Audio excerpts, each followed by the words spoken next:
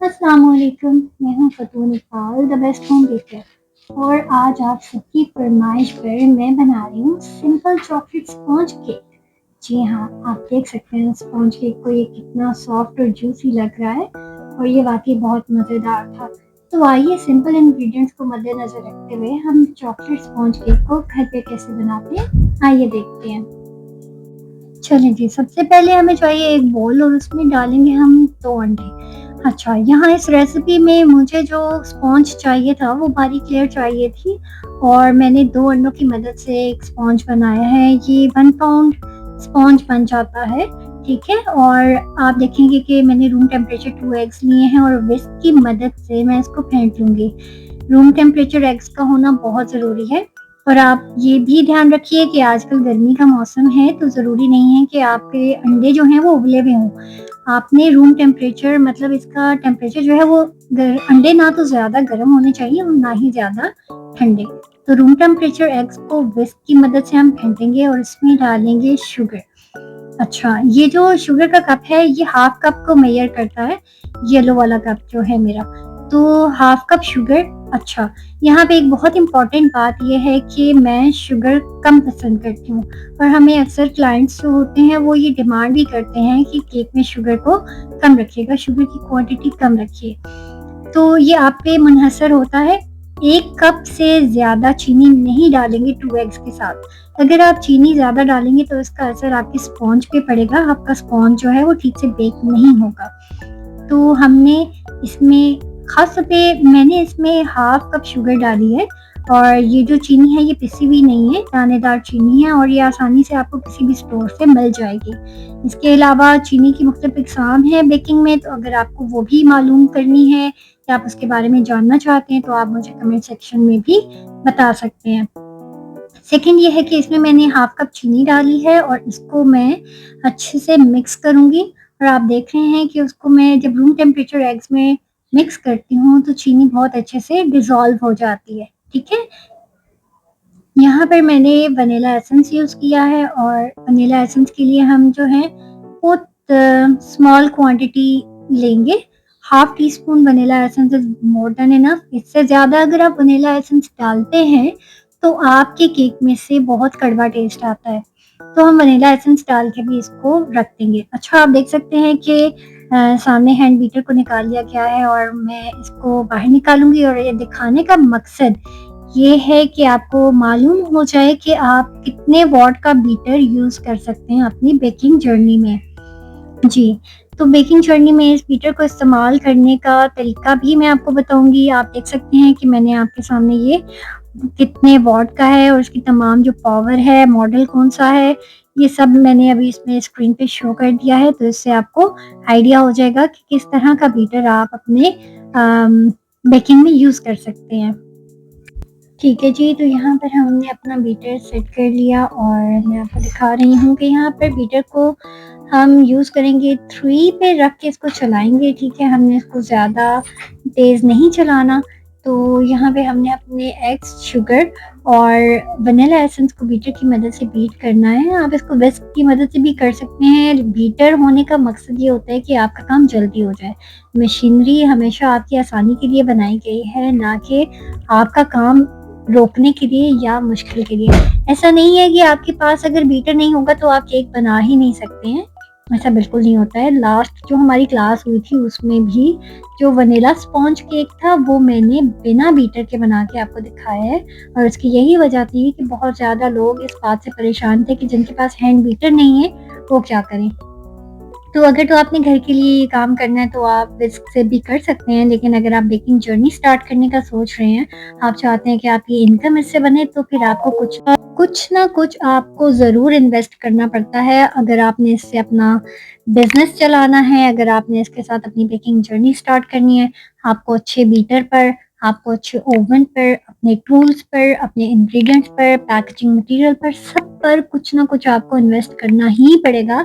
ऐसा कभी नहीं होता है कि आप बिना इन्वेस्टमेंट के बड़े काम करें। तो जी जनाब, यहाँ पे अब मैं ऑयल का इस्तेमाल कर रही हूँ। ऑयल मैं इसमें तकरीबन हाफ कप इस्तेमाल करूँगी। तकरीबन नहीं बल्कि हाफ कप ही ऑयल इस्तेमाल करना है 2 अंडों के साथ। अगर आप ज़्यादा करेंगे तो ऑयल ख़राब करेगा केक को, ठीक है? आप देखेंगे कि बीटर मैंने ऑन किया है और 3 की स्पीड पे रख कर आहिस्ता आहिस्ता ऑयल में इसमें ऐड करती रहूंगी और साथ में बीटर चलाती रहूंगी। आप देखेंगे कि जैसे जैसे इसमें ऑयल जाता है और बैटर बीट होता है तो एक बहुत ही फोमी सा टेक्सचर बन जाएगा, गाढ़ा सा। तो अगर आप जानना चाहते हैं ना कि आपके इंग्रेडिएंट्स बैलेंस हैं और ठीक जा रहे हैं और आपका केक जो है वो सॉफ्ट बनेगा या नहीं, तो आप ये फोमी टेक्सचर जो है अगर आपको हासिल हो रहा है ना, तो आप बिल्कुल सही जा रहे हैं। ये फोमी टेक्सचर इस बात की ज़मानत है कि आपका केक जो है वो बैलेंस है। तो आप देखेंगे कि मैंने 3 पे रख के इस बीटर को चलाया है। इस बीटर की एक खासियत मैंने पहले भी दिखाई थी कि मैक्सिमम 3 मिनट तक लगातार चल सकता है। तो डेफिनेटली जब आप बेकिंग के लिए काम कर रहे होते हैं तो आपको ऐसे बीटर का इस्तेमाल करना होगा जो हैवी ड्यूटी हो। अच्छा जी, आते हैं ओवन के टेम्परेचर की तरफ। तो हम इसको प्री हीट करेंगे तकरीबन 180 डिग्री पे और सिंगल रॉड यानी कि नीचे वाले रॉड के साथ। आप देखेंगे कि ओवन में डिफरेंट रॉड्स होते हैं और यहाँ पे मैंने इसको प्री हीट के लिए रखा था तकरीबन 35 मिनट के लिए। ठीक है, आप देखेंगे कि रॉड जो होते हैं वो डिफरेंट किस्म के होते हैं, लेकिन मैं हमेशा नीचे वाला रॉड ही इस्तेमाल करती हूँ केक बेकिंग के लिए। ऊपर वाला रॉड आपने इस्तेमाल नहीं करना है। अगर आप दोनों रॉड ऑन कर देंगे तो आपका केक जल जाएगा। यहाँ पर अब मैंने वेट इंग्रेडिएंट को मिक्स करके साइड पे रख दिया और यहाँ पर अब हम अपने ड्राई इंग्रेडिएंट्स की तैयारी करेंगे।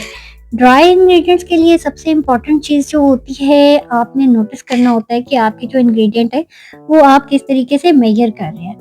जी हाँ, ड्राई इंग्रेडिएंट मेजर करने के लिए कुछ लोग होते हैं वो बहुत ज़्यादा अपने कप्स को इतना फिल करते हैं, इतना ज़्यादा दबा दबा के उनमें चीज़ें भरते हैं कि उनके 1 कप में 1.5 कप मैदा आ जाता है, उनके 1 कप में 1.5 कप चीनी आ जाती है। ठीक है, तो आप कोशिश करें कि आप इस तरीके से अपने ड्राई इंग्रेडिएंट्स को मेजर करें कि वो बिल्कुल भी स्टिफ ना हो, बिल्कुल भी हैवी ना हो, बल्कि आप देखें कि मैं इसमें अब चम्मच की मदद से तकरीबन 1 कप मैदा डालूंगी और चम्मच की मदद से मैं इसमें मैदा ऐड कर रही हूँ और आप देखेंगे कि बिल्कुल फूला फूला सा है और इसमें ज़्यादा कुछ वो स्टिफनेस नहीं है। लाइक बहुत हैवी मैंने भर भर के ठूस ठूस के इसमें नहीं चीज़ डाली।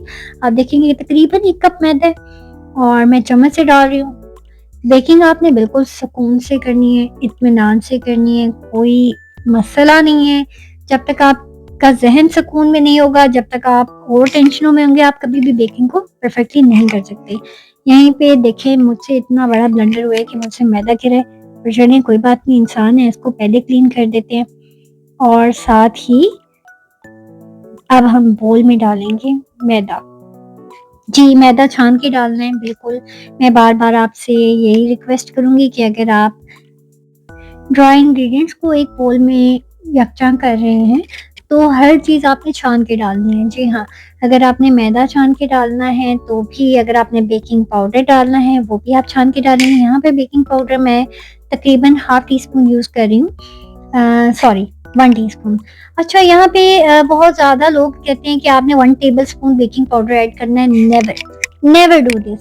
मैं कभी भी 1 टेबल स्पून बेकिंग पाउडर अपने स्पॉन्ज केक में नहीं डालूंगी अनलेस अंटिल कि मुझे अपने केक का जायका जो है ना वो ख़राब करना है। क्यों? क्योंकि जब आप 1 टेबल स्पून बेकिंग पाउडर डाल देते हैं ना अपने स्पॉन्ज में, खासतौर पे 1 पाउंड का स्पॉन्ज है, उसमें आप 1 टेबल स्पून भर के जब बेकिंग पाउडर डाल देंगे तो आपको अंदाज़ा भी नहीं है कि वो किस कदर आपके स्पॉन्ज का टेस्ट ख़राब करता है। तो यहाँ पे मैदा और बेकिंग पाउडर डालने के बाद जो थर्ड हमारा स्टेप आएगा वो है कोकोआ पाउडर का। ठीक है, तो जब हम कोकोआ पाउडर डालते हैं, यहाँ पे मैं क्रेव का कोकोआ पाउडर यूज़ कर रही हूँ जो कि 50 ग्राम का बॉक्स मुझे अवेलेबल था। तो मैंने फिर इसको मेजर नहीं किया, मैंने अपने स्पॉन्ज में 50 ग्राम ही कोकोआ पाउडर ऐड करना था, तो मैंने डायरेक्ट उसको छलनी में छान दिया। ठीक है, यहाँ पे बार बार मैं इसी चीज़ का जिक्र करती हूँ कि आपने जो भी ड्राई इंग्रेडिएंट यूज़ करना है, चाहे वो कोकोआ पाउडर है, चाहे वो मैदा है, चाहे वो बेकिंग पाउडर है, किसी भी किस्म का ड्राई इंग्रेडिएंट। अच्छा, कुछ लोग होते हैं वो कॉर्नफ्लोर भी डालते हैं, आप डाल सकते हैं। ये एसेंशियल स्टेप नहीं है, बहुत इंपॉर्टेंट नहीं है, ज़रूरी नहीं है। अगर अवेलेबल है तो आप 1 चम्मच मैदा कम करके 1 चम्मच उसकी जगह आप कॉर्नफ्लोर डाल लीजिए। लेकिन आपने जो भी डालना है वो छान के डालना है, क्योंकि जब ये बेक हो जाता है और आप इसको छाने बगैर डालते हैं तो वो ठीक से मिक्स नहीं होता और गुठलियाँ आपके मुंह में आती हैं। और खुदा न खास्ता वो गुठली अगर बेकिंग पाउडर की हो या कोकोआ पाउडर की हो या फिर अगर मैदे की हो, तो फिर आप समझे कि आपका मज़ा क्यों गिरा। यहाँ पे कोकोआ पाउडर मुझे तंग कर रहा है, छलनी से वो सही से छन नहीं रहा था, तो मैंने स्पून की मदद से उसको ज़रा बराबर करके छाना है। आप देखें, ये हैक है कि आपकी छलनी से अगर कोई चीज़ ठीक से नहीं छन रही है और आपको यकीन है कि वो ठीक है, तो आप इस तरीके से भी जुगाड़ कर सकते हैं उसका, ठीक है? यहाँ पे जुगाड़ किया है, चम्मच के साथ हमने एक हैक ट्राई किया है जिससे कोकोआ पाउडर आपका आसानी से और जल्दी छन गया। यहाँ पर अब हम देख रहे हैं कि ड्राई इंग्रेडिएंट्स हमारे सारे गैदर हो गए हैं एक बाउल में। अच्छा, अब यहाँ पे एक इंग्रेडिएंट हम डाल सकते हैं, सॉल्ट। अगर आप लोग डालना चाहें तो आप सॉल्ट डाल सकते हैं। मैं एक और इंग्रेडिएंट यूज़ करती हूँ जो कि मेरे स्पॉन्ज को बैलेंस कर देता है, एनहांस कर देता है, यानी कि कोकोआ पाउडर तो ऑलरेडी इसमें ऐड है। हम इस ड्राई इंग्रेडिएंट में अब ये वेट इंग्रेडिएंट मिक्स करेंगे और इसके लिए सबसे पहले मैं तसल्ली करूँगी विस्क से कि मेरे जो वेट इंग्रेडिएंट हैं वो इसी तरह फॉर्मिंग है या वो बैठ गए हैं गर्मी की वजह से, क्योंकि शदीद गर्मी का मौसम है। अपने इंग्रेडिएंट्स को साथ-साथ चेक करते रहें। हमें फॉर्मी टेक्सचर चाहिए था। गर्मी की वजह से डेफ़िनेटली वो थोड़ा लूज़ हो जाता है, तो आप विस्क से उसको अच्छे तरीके से बीट कर लें। ज़रूरी नहीं है कि आप यहाँ पे अगेन हैंड बीटर का इस्तेमाल करें। बिजली बचाएँ अपने लिए और कौन के लिए। ठीक है जी। अब यहाँ पर हमने अपने वेट इंग्रेडिएंट्स और ड्राई ड्राई इंग्रेडिएंट्स को मिक्स कर लिया है, ठीक है। आप देखेंगे कि यहाँ पे मैं जो हूँ वो विस्क को अब झाड़ के साइड पे रख रही हूँ, क्योंकि अब विस्क का काम खत्म हो गया। अब यहाँ पे काम आ जाता है स्पैचुला का। जी हाँ, आप चम्मच का इस्तेमाल कर सकते हैं, लेकिन चम्मच से आपका जिस तरह ये स्पैचुला की मदद से हर चीज़ साफ-सुथरी होके बोल से निकल रही होती है ना, चम्मच से कभी भी ऐसे नहीं निकल सकती। आप ट्राई करके देख लें। और spatula is really very important. अगर आपको बेकिंग का शौक हो ही गया है और आप इसमें अब काम करना ही चाह रही हैं, तो थोड़ी बहुत इन्वेस्टमेंट आपको करनी पड़ेगी, स्पैचुला खरीदना पड़ेगा। और आप देख सकते हैं कि ये होता है कट एंड फोल्ड मेथड। तो सबसे पहले जितने भी ड्राई इंग्रेडिएंट्स और वेट इंग्रेडिएंट्स को हमने आपस में कंबाइन करना है, इसी कट एंड फोल्ड मेथड के थ्रू ही करना है और बहुत हल्का हाथ तहम्मुल से। कोई जल्दी नहीं है, कोई आपको आपने तेज़ी नहीं दिखानी, आपको टेंशन नहीं होनी चाहिए, बस सुकून, आराम, तसल्ली से काम करें। और आप देखेंगे कि इससे इतनी थेरेपी मिलती है ना, जब आप इसको बहुत आराम-आराम से काम कर रहे होते हैं, तो आप इतने सुकून में आ जाते हैं कि आप खुद देख सकते हैं कि बहुत मज़ा आता है। हाँ, ये है कि गर्मी का मौसम है, तो जब भी आपने केक बनाना है, मैं रात को बनाती हूँ और आपका टाइम जो है वो आप खुद डिसाइड कर लें कि आप रात को बेहतर बना लेते हैं या दिन को बेहतर बना लेते हैं। मैं खैर रात को बनाती हूँ, रात को सुकून होता है, तो आप अपना काम बहुत सुकून और तसल्ली से कर सकते हैं। यहाँ पे आप देखेंगे कि मेरे जो इंग्रेडिएंट्स हैं ड्राई और वेट, ये मिक्स हो चुके हैं, लेकिन यहाँ पे मेरा एक बहुत मज़ेदार सीक्रेट इंग्रेडिएंट है जो कि मैं चॉकलेट स्पॉन्ज में लाज़मी यूज़ करती हूँ। और इस इंग्रेडिएंट का केक में होने का मतलब है कि आपका केक जो है ना वो बैलेंस हो गया है। जी, पहले मैंने ज़िक्र किया था कि यहाँ पे लोग जो है ना वो सॉल्ट ऐड करते हैं चॉकलेट केक में। आप चाहें तो हस्बे ज़ायक़ा सॉल्ट ऐड कर सकते हैं। उसका मकसद होता है केक को बैलेंस करना, केक के फ्लेवर को। कोकोआ पाउडर ऑलरेडी चॉकलेटी होता है, इसमें मैं चॉकलेट्स वगैरह ऐड नहीं करती हूँ। यहाँ पे लोग गरम दूध या गरम पानी ऐड करते हैं, जबकि मैं यहाँ पर ऐड करूँगी कॉफ़ी। जी, मैं अपने फ्लेवर को एनहांस करने के लिए और स्पॉन्ज बनाने के लिए, चॉकलेट के फ्लेवर को बैलेंस करने के लिए, इसकी मिठास को बैलेंस करने के लिए कॉफ़ी का यूज़ करती हूँ। एंड नॉट ओनली कॉफ़ी, मैं उबले हुए दूध में कॉफ़ी मिक्स करती हूँ, ताकि जब मैं स्पॉन्ज के अंदर ये चीज़ डालती हूँ ना, तो और मिक्स करती हूँ उसका बैटर, तो वो बहुत बैलेंस हो जाता है, ठीक है? ऑलरेडी कोकोआ पाउडर है, आप स्वीटेंड कोकोआ पाउडर भी यूज़ कर सकते हैं, आप डार्क कोकोआ पाउडर भी यूज़ कर सकते हैं। वो थोड़ा कड़वा होता है, लेकिन मैं स्वीटेंड ही पसंद करती हूँ। तो स्वीटेंड के साथ फिर ये होता है कि आप या तो सॉल्ट ऐड कर सकते हैं, फिर उसके साथ उबला हुआ पानी या फिर दूध या फिर चॉकलेट मिल्क।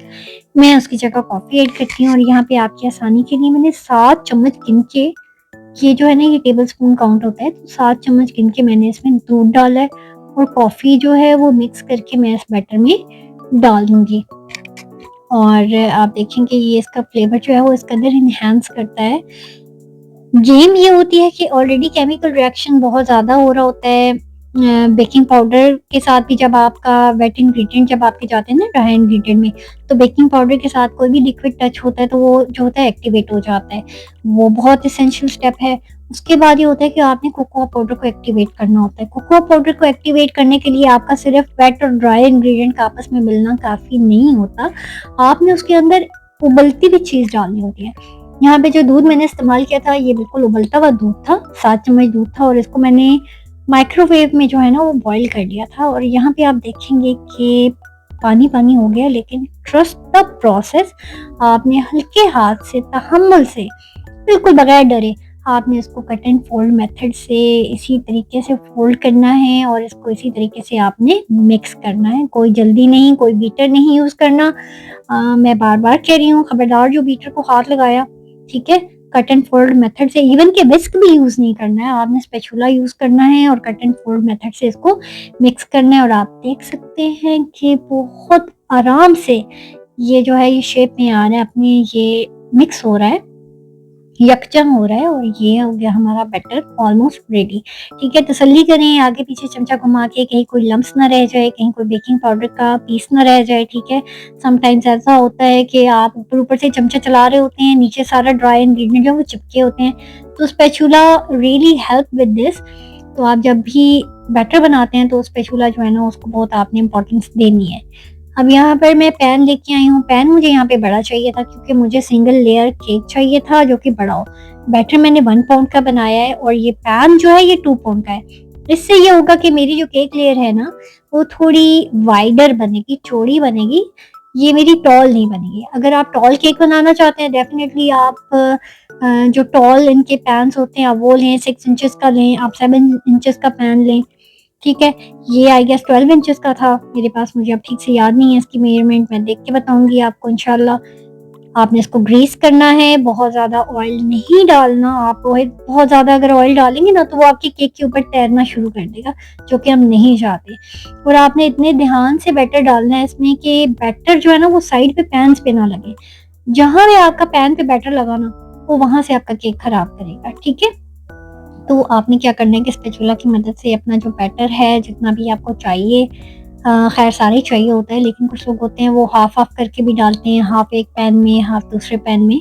तो मुझे क्योंकि सिंगल लेयर चाहिए थी और वाइडर लेयर चाहिए थी, एक प्लेट जितनी, तो मैंने फिर इसको बड़े पैन में बेक किया है और आप देख सकते हैं कि इट्स लुकिंग सो शाइनी। इसकी वजह यह है कि कोकोआ पाउडर एक्टिवेट हो चुका है।